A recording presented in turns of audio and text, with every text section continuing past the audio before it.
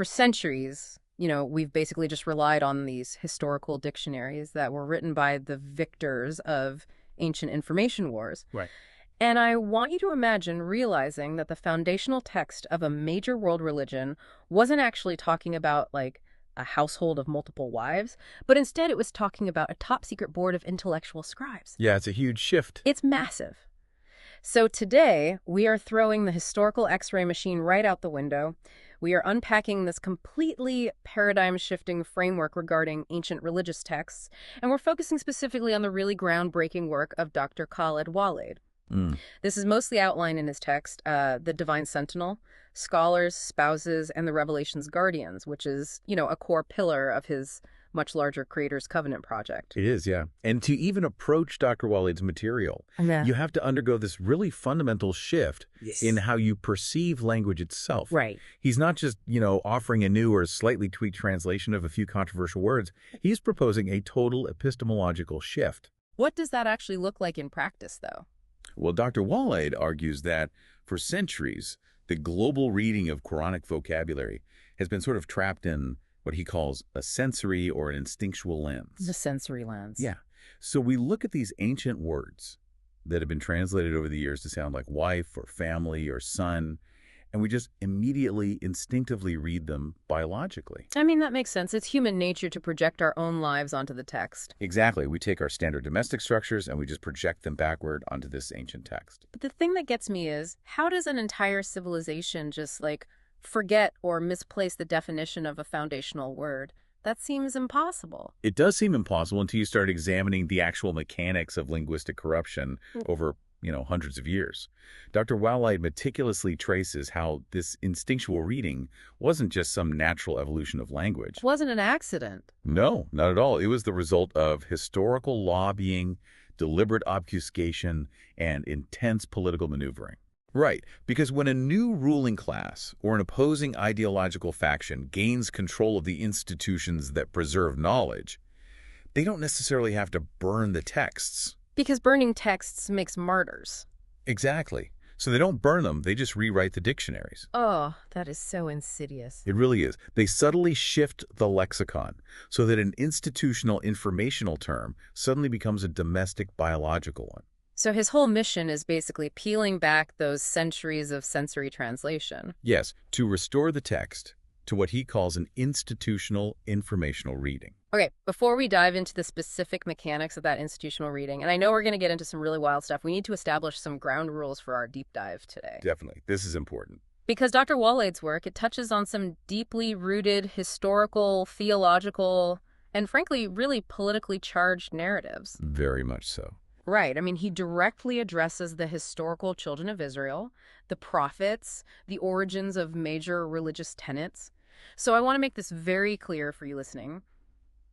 We are exploring his specific textual architecture strictly as an impartial exercise. Right. We are not endorsing or not validating or taking sides on any of the viewpoints, theologies, or historical claims presented here. We're just looking at the framework. Exactly. We are strictly synthesizing how Dr. Walid's internal logic operates. And that impartiality is so crucial here, because that shift from the domestic to the institutional, it anchors his entire theory, and it honestly challenges almost every accepted historical narrative we have. So let's ground this with an example. Where do we start?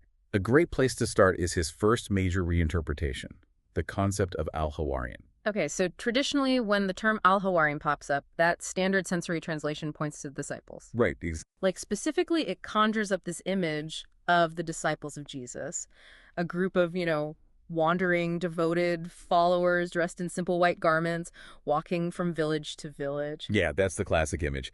But Dr. Walid just completely dismantles that romanticized visual. He goes straight to the etymological root of the word. Okay. So in classical dictionaries, the root is often linked to whiteness or purity. Which is where we get the guys in the white robes. Right. It led directly to that sensory visual. Yeah. But Dr. Walid traces the root back to its actual functional usage in early Semitic administration. Oh, administration. Yes.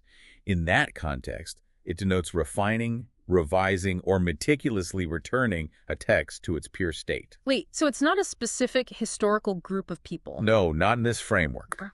Al-Hawariyin is not a unique group of guys in sandals hanging out with one specific prophet. He argues that this term represents a recurring, highly structured functional pattern that surrounds every single prophet across all eras. Okay, so it's an administrative job title, basically, rather than a description of religious devotion. Exactly. It's an elite institution. Dr. Walid defines them as the Council of Supreme Revelation Scribes. The Council of Supreme Revelation Scribes, that sounds intense. It is, because their explicit function within this framework is to memorize, transcribe, interpret, and just fiercely protect the exact phrasing of the divine text. So they're data guardians. Precisely. Their mandate is to ensure the data is passed down to future generations without a single syllable or, a single unit of meaning being corrupted by outside influence.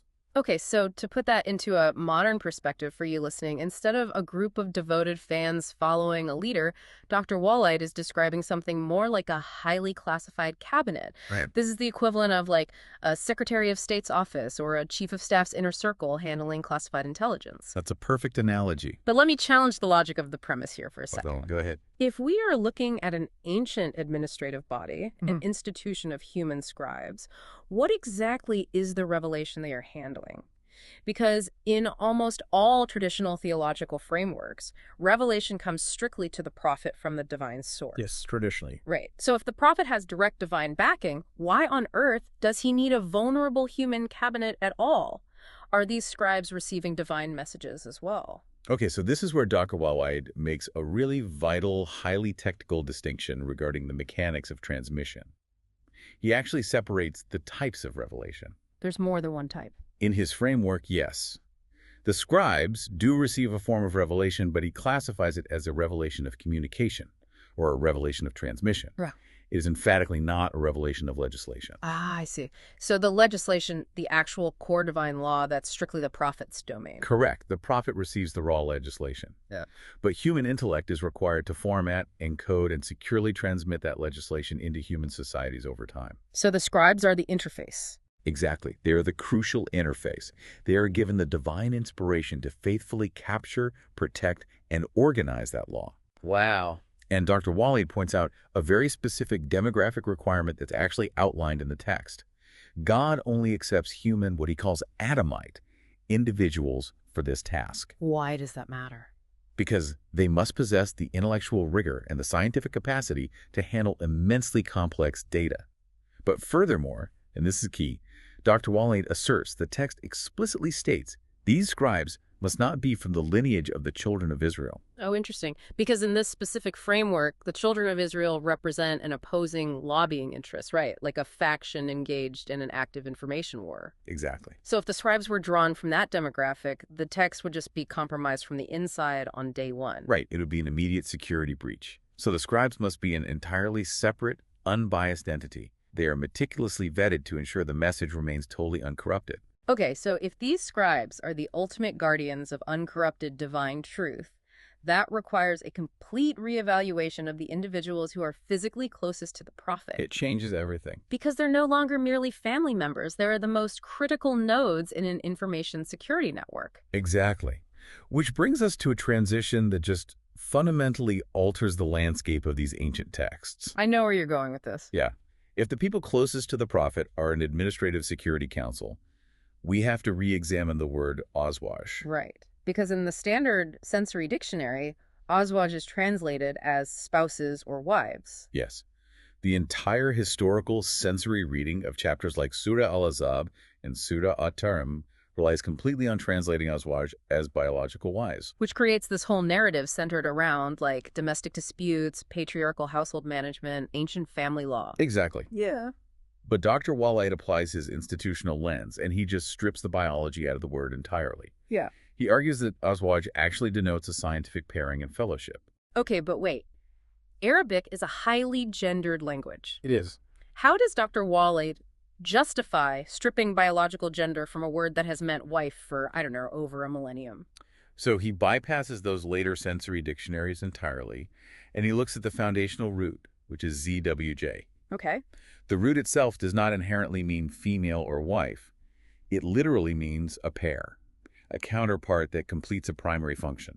Oh, like a matching set. Right. Think of a lock and a key, or a transmitter and a receiver. In ancient functional terminology, those two items form an Azwaj. That's fascinating. Dr. Walid argues that the biological gender was applied centuries later when the institutional reading collapsed into a domestic one due to those lobbying efforts we discussed earlier. The rewriting of the dictionary. Exactly. In his original informational reading, Azwaj represents the absolute inner circle of the revelation scribes.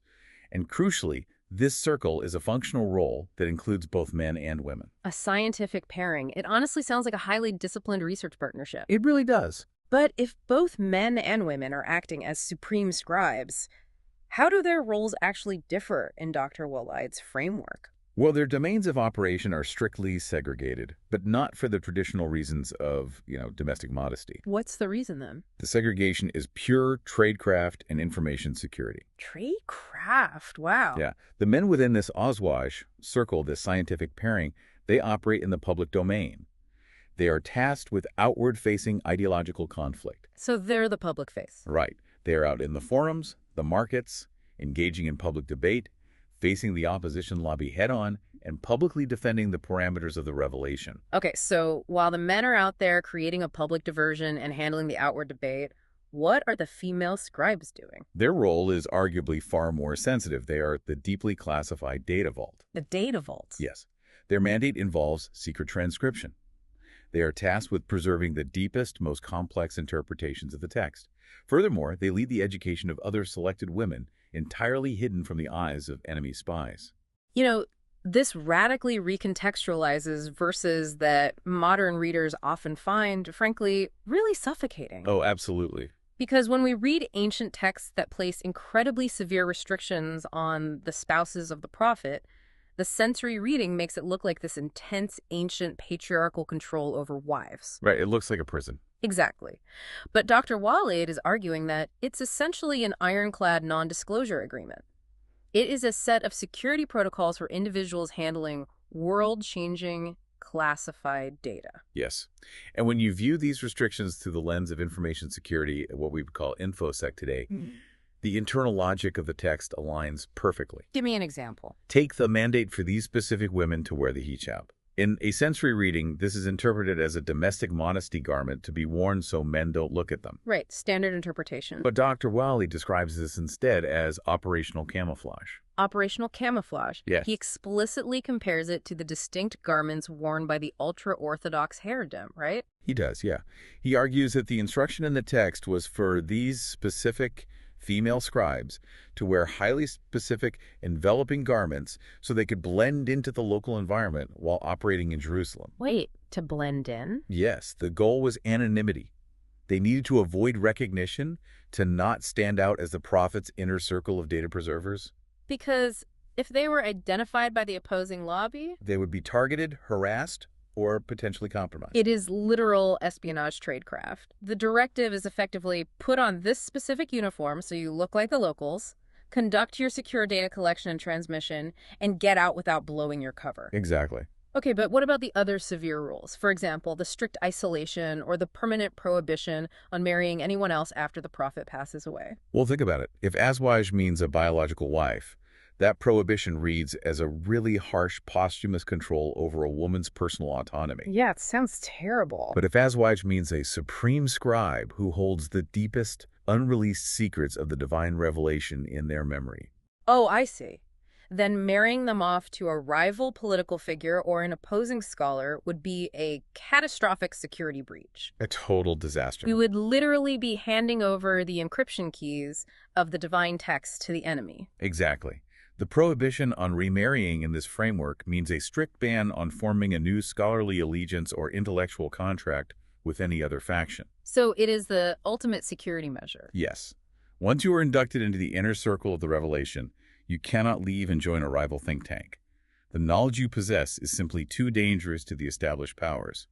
The NDA lasts for life. That completely recontextualizes the severity of the text. And if we are redefining spouses and marriage as intellectual contracts and scholarly allegiances, that logical through line basically forces us to confront the story of Zayd. It really does. And the sensory reading of Zayd's story is one of the most heavily scrutinized domestic narratives in the entire historical text. For sure, because the historical sensory reading tells us that Zayd was the prophet's adopted son. He was married to a woman, and eventually, due to some marital friction, he divorced his wife. And subsequently, the prophet married her. Yes. And this narrative has generated centuries of intense theological defense and social debate regarding adoption laws, divorce laws, familial boundaries. But Dr. Walid takes a systemic wrecking ball to that entire domestic narrative. He completely dismantles it. Because if there are no biological wives in this specific lexical framework, then there is no wife to be traded. Right. So who is Zayd if not an adopted son? Because the historical texts give Zayd a very specific lineage, a biological father, a whole family history.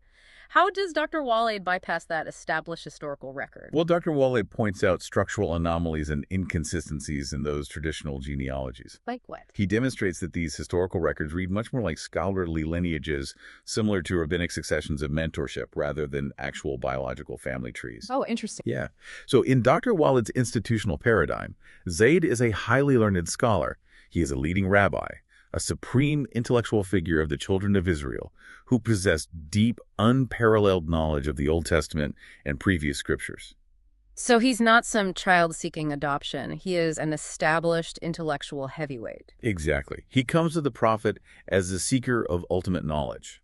And Dr. Walid is extremely precise about the physical setting of this encounter, which is key. Setting the scene. Right, because it shifts the context from a domestic Arabian living room to a massive geopolitical stage.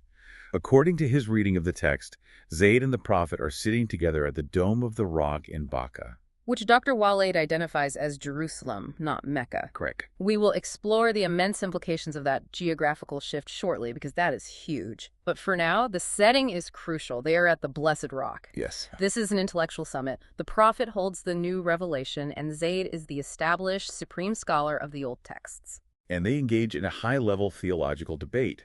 And this is where Dr. Walid applies his epistemological shift to the terms divorce and marriage. Let's get into the linguistics again. So the Arabic term traditionally translated in this story as finalizing a divorce or fulfilling a domestic desire is water.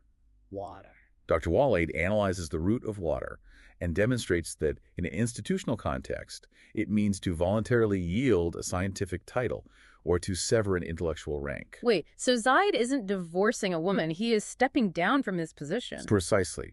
Zayd, sitting in Jerusalem, realizes the profound, undeniable truth of the prophet's knowledge. He publicly admits that the title of first religious scholar, the ultimate authority on the divine text, can no longer belong to him in the presence of this new prophet. Wow. So he yields his scientific pairing, he severs his supreme intellectual status.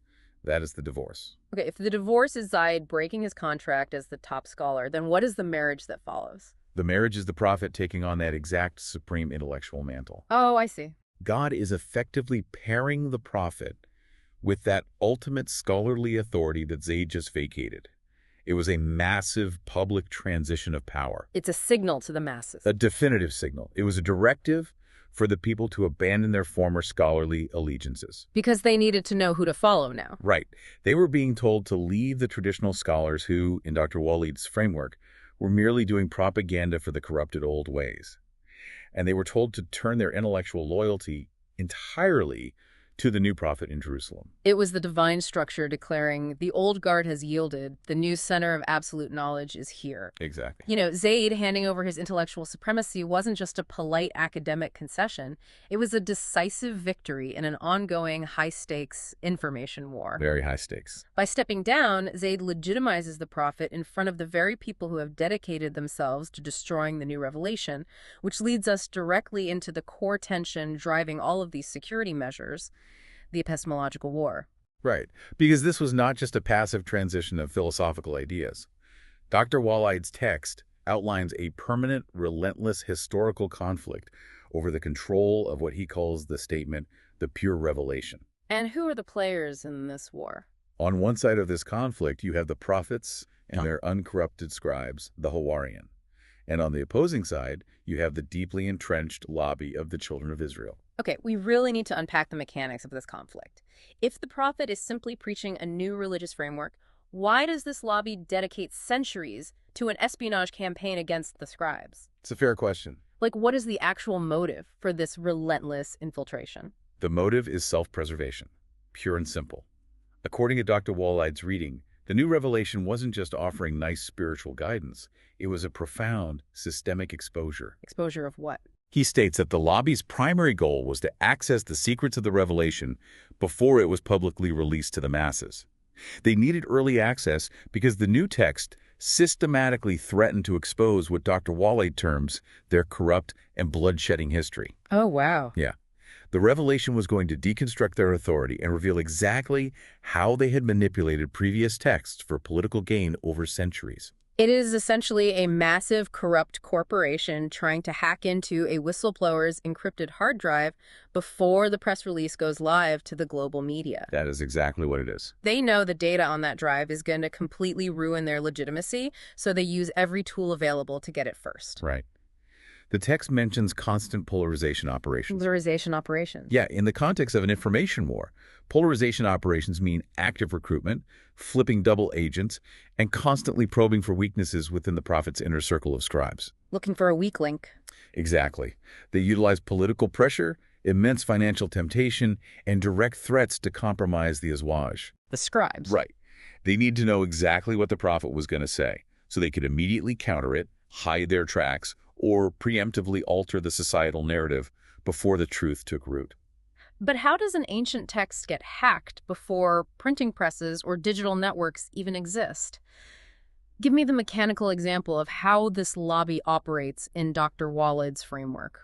Well, the hack occurs at the human level. Okay. Before a text is widely disseminated, it exists in the minds and private scrolls of the supreme scribes. If the opposing lobby can compromise just one scribe, perhaps, by threatening their extended family or offering them a reinstated position of power in the old regime, that scribe can leak the interpretive parameters of the upcoming revelation. And once it's leaked, the lobby then rushes to the public forums, using their own corrupted scholars to release a twisted, heavily edited version of that same concept, basically poisoning the well before the prophet can deliver the pure version. that is so tactical. But if you have a massive, well-funded, deeply entrenched lobby running these polarization operations, how does the prophet fight back? If he is just a messenger, how does he secure the data against an overwhelming force? Dr. Walid emphasizes that the prophet counters this infiltration not through military might or physical warfare, but through divine stabilization. Divine stabilization. Meaning what exactly? God constantly intervenes to expose traitors within the scribe circle. Furthermore, the prophet's authority is entirely conditional. He is not an absolute sovereign who can just make unilateral decisions. He is strictly bound by a covenant to protect the text. So the authority comes entirely from the integrity of the data. Exactly. The text emphasizes that the prophet is constantly reminded by God not to follow the desires of the opposing lobby, not to yield an inch to their pressure. He has to hold the line. Right. He is simply a witness, a bringer of glad tidings, and a warner. His power is tethered to his absolute adherence to the Creator's covenant. Okay, but this ideological clash, this war over the purity of the data, it requires a physical landscape, right? Yes, it does. If they are hiding in plain sight, operating in markets and sanctuaries, the geography of this conflict is paramount. Which brings us to a geographical realignment that completely shatters the historical map. It's one of the most controversial parts of his work. We have to remap the Holy Land. Because in the traditional historical narrative, the center of the pre-Islamic world, the epicenter of opposition and idolatry, is Mecca, located deep in the Arabian Peninsula. Right, that's the established story. But Dr. Walid argues that the historical center for this corrupted lobby of the children of Israel was actually located hundreds of miles to the north, in Petra. Yes, Petra, located in modern-day Jordan. The ancient city famously carved directly into those rose-red rock faces. It's beautiful, but he doesn't paint a pretty picture of it. No, he doesn't. Dr. Walid refers to Petra as the Mecca of the East. In his framework, Petra was the operational hub of this corrupted lobby. It housed what he calls the Kaaba of Sirius and the Forbidden Mosque of Dissent, known in the text as Masjid Dirar. I need to push back on this, though, because moving the entire center of gravity of a major religion from Mecca to Petra requires massive evidence. How does Dr. Walid justify this geographical leap? What textual anomalies point to Petra? It's a great question. Dr. Walid examines the specific geographical and agricultural descriptors present in the ancient texts. Like what kind of descriptors? Well, the texts frequently reference the presence of specific agricultural environments, the cultivation of certain fruits, and specific geological formations in ancient trade routes. Okay. He argues that these descriptions simply do not align with the barren, arid landscape of historical Mecca and the Hijaz. You can grow those things there. Right. However, they align perfectly with the Nabatean capital, Petra, which was a massive intersection of global trade and a center for astral worship, specifically the worship of the star Sirius. So Petra is the Dark Tower in this narrative. Pretty much. It is the epicenter of epistemological corruption, a place that actively fights the religion of truth, and a place that ultimately suffers divine wrath. Yes. But if Petra is the center of the corrupted lobby, the bad place, where is the actual center of light? What does Dr. Walid say about the Hijra? Because traditionally, the Hijra is the physical migration of the Prophet from Mecca to Medina to escape persecution. Dr. Walid entirely re-envisions the Hijra. He argues that Bakkah, the true sanctuary mentioned in the texts, the center of divine light, is actually Jerusalem. Bakkah is Jerusalem. That changes the entire axis of the historical narrative. It really does. The true sacred mosque, the Dome of the Rock, is located in Palestine. Therefore, the Hijra was not just a physical journey across the Arabian desert to escape a local tribal conflict. What was it then? The Hijra, in Dr. Walid's framework, was a profound epistemological, spiritual, and physical migration.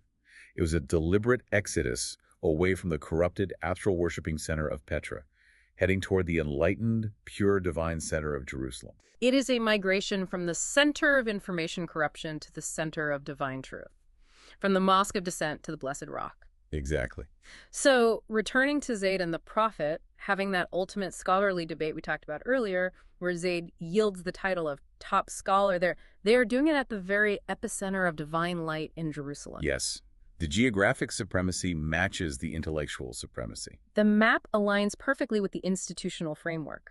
And once you accept this overarching institutional structure where spouses are supreme scribes, divorce is stepping down from an intellectual rank, and the migration is a geopolitical move between ancient centers of knowledge, it forces you to reevaluate the social laws derived from these texts. It completely upends them. If Bakkah is an intellectual center rather than a physical desert town, it changes how these people lived, governed, and structured their society. And that completely shatters the traditional understanding of their domestic laws, specifically the concept of polygamy. Yes, we have to talk about that. We cannot discuss a radical rereading of these ancient texts without addressing the most historically debated concept, the verse regarding marrying 2, 3, and 4. It's the most famous one. Historically, sensorially, this specific text has been cited for centuries as the definitive divine justification for a man taking multiple biological wives. It seems, on a sensory reading, completely straightforward. A numbers game authorizing a collection of women.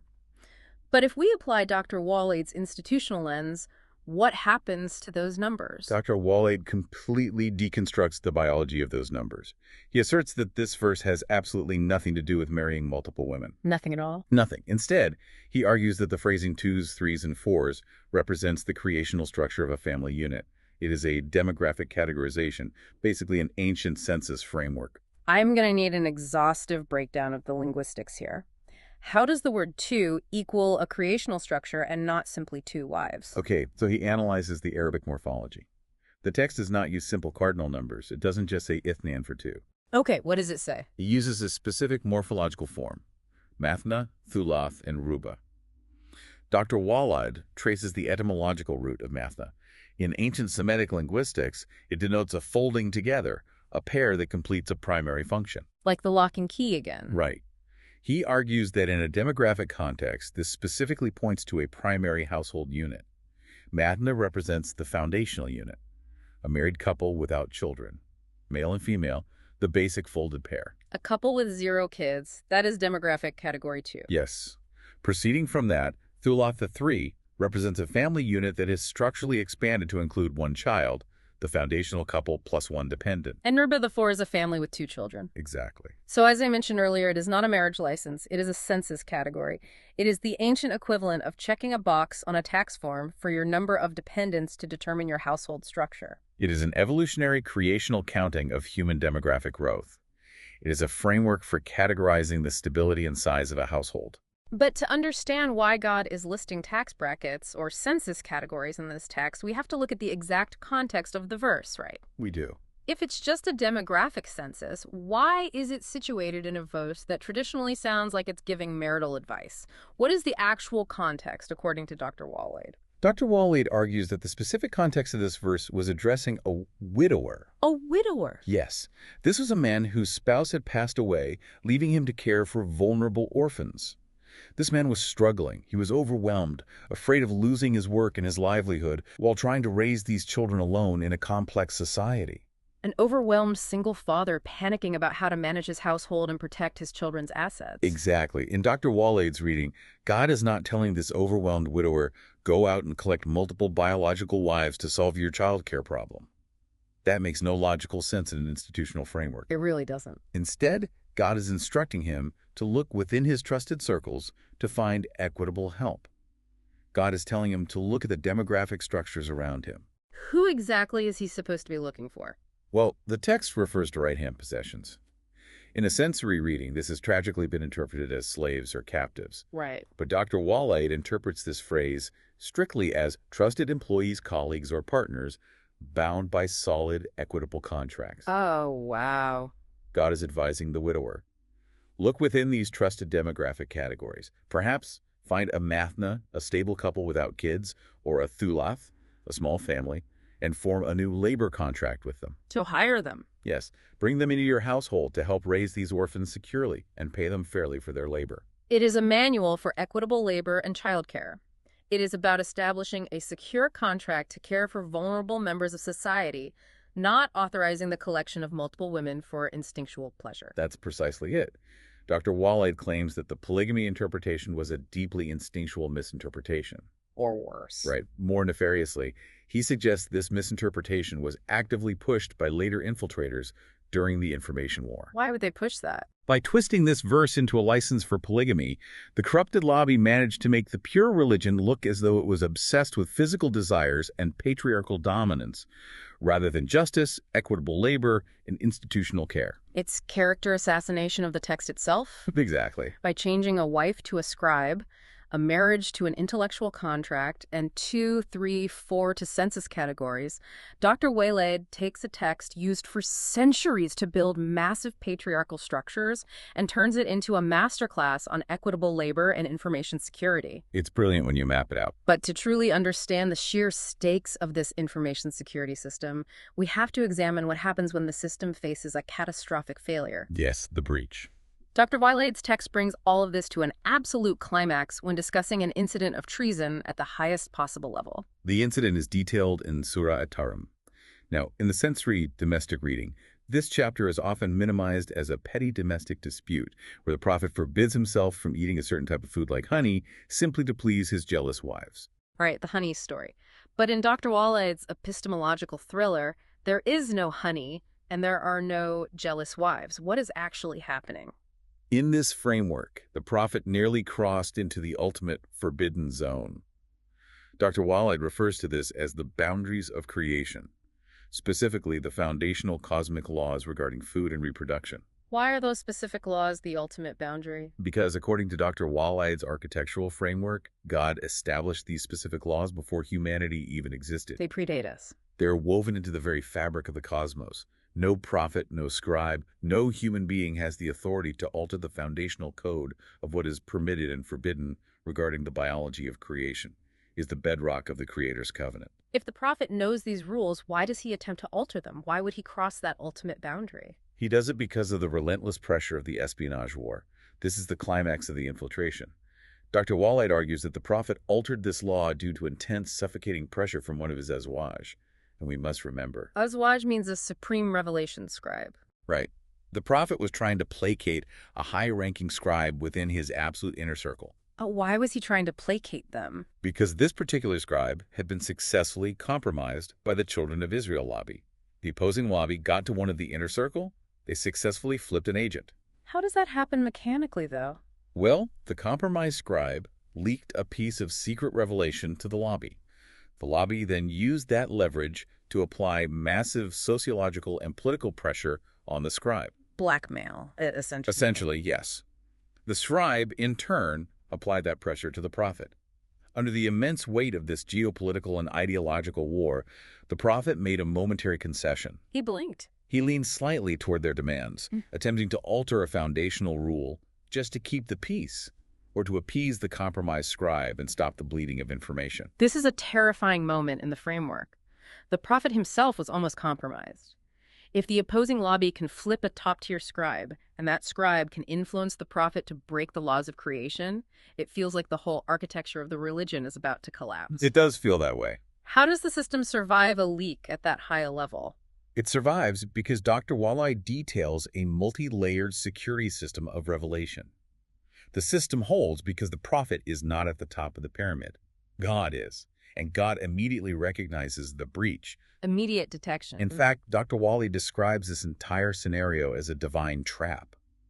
God allowed this secret to be shared specifically to draw out and expose the treasonous scribe. As soon as the breach occurs, the multi-layered firewall activates. Let's walk through the mechanics of those defense layers. Layer 1 is God, the supreme protector and ultimate author of the covenant. God immediately exposes the treason and issues a severe reprimand to the prophet. A reprimand to the prophet himself. Yes. The reprimand is a harsh, uncompromising reminder. You are bound by the Creator's covenant. You do not have the authority to alter the cosmic code. You are the messenger, not the author. Wow. What is the next layer of defense? Layer 2 is Gabriel, the Spirit of Truth, who acts as the ultimate encryption key, ensuring the transmission pipeline remains secure from further interference. Okay, so the pipeline is locked down. Layer 3 is the prophet himself, who, once corrected and stabilized by that divine reprimand, fortifies his resolve. Layer 4 consists of the uncorrupted scribes, the righteous believers within the Azwaj, who hold the line against the lobby and refuse to break the covenant. The loyalists, yes. And the final, ultimate layer consists of the angels, surrounding and protecting the physical and spiritual operation. It is an impenetrable 5-layer defense grid. But what happens to the compromised scribe? The agent who leaked the classified data. This is where Dr. Walid brings the concept of divorce back into play with devastating effect. If marriage is an intellectual contract and an induction into the inner circle, then divorce is terminating that contract. It is firing them. Exactly. Dr. Walid points out that God gives the prophet explicit, immediate permission to divorce, meaning terminate the contracts of any scribe who breaches this ultimate security protocol. Just cut them loose. God explicitly states, if you terminate their contract, I will replace them with scribes who are better, more loyal, more rigorous, and fully submitted to the covenant. It is an immediate divine purge of the compromised nodes in the network. Clean out your desk, your access is revoked. We are bringing in uncorrupted analysts. That's exactly how it plays out in this reading. It is breathtaking how consistently Dr. Walid applies this institutional lens. I mean, every single time a reader tries to slip back into the comfortable traditional domestic reading, his framework aggressively redirects it back to this high-stakes security narrative. It is a remarkable, structurally sound piece of textual architecture. He demands that we read every word not as an isolated noun floating in a vacuum, but as a precise gear in a massive ancient machine designed to protect the truths from corruption. We have traveled an immense distance today by changing the definition of just a few key words, defining Hawarian not as wandering disciples, but as a council of supreme scribes, defining Azwaj not as biological spouses, but as intellectual partners bound by NDAs, remapping Bakkah from an Arabian desert town to the intellectual epicenter of Jerusalem. Dr. Walid completely transforms the text. He takes a narrative that we have always been told was about ancient tribal dynamics, domestic disputes, and patriarchal structures. Yeah. And he elevates it. He turns it into a masterclass on information security, institutional knowledge, equitable labor, and the fierce, uncompromising preservation of divine truth against a relentless historical lobby. And if we step back, and look at the broader implications of his work, it raises a question that extends far beyond just these specific texts. What is that question? Well, we rely entirely on language to connect us to the ancient past. Words are our only bridge to the history of human thought. But if, as Dr. Walid forcefully argues, the very dictionaries we use to translate that language were written by the victors of historical information wars, if the definitions themselves were weapons used to obscure the truth and cement power, how many other foundational texts in human history, across all cultures, are we currently reading exactly the opposite of how they were originally intended? If the dictionary is compromised, then our entire understanding of history is compromised. We are looking at an X-ray that was doctored before we even turned the machine on. That is a profound thought that requires serious reflection. We want to thank you for joining us on this incredibly intense deep dive into Dr. Khaled Walid's Creator's Covenant. Stay curious and keep questioning the narratives you've been handed.